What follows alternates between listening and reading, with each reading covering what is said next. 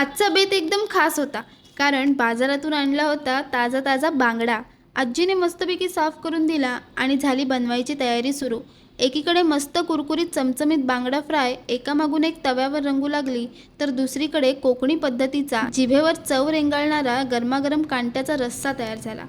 असा सुग्रास बेत समोर असल्यावर तृप्त मनाने जेवण झालं आणि सुस्ती येण्याऐवजी मनात एक वेगळीच ओढ निर्माण झाली. तेव्हाच ठरवलं, अशी हवीहवीशी वाटणारी संध्याकाळ घरात बसून कशासाठी घालवायची. मनाचा कौल ओळखला आणि मी आणि अभि लगेच निघालो आमच्या आवडत्या जागी. समोर निळाशार समुद्र पाहताच मनातला सगळा थकवा कुठल्या कुठे पळून गेला. पाय सोडून वाळूत बसणं, थंडगार लाटा अंगावर घेणं, याशिवाय दुसरं सुख ते काय. कोकणातल्या या अथांग समुद्राची आणि इथल्या मातीची ओढ काही वेगळीच आहे, जी आम्हाला रोज इथे खेचून आणते. असं वाटतं या समुद्राच्या पलीकडे कोणीतरी आपलं आहे. पुन्हा भेटू एका नवीन ब्लॉगसोबत. तोपर्यंत बाय बाय.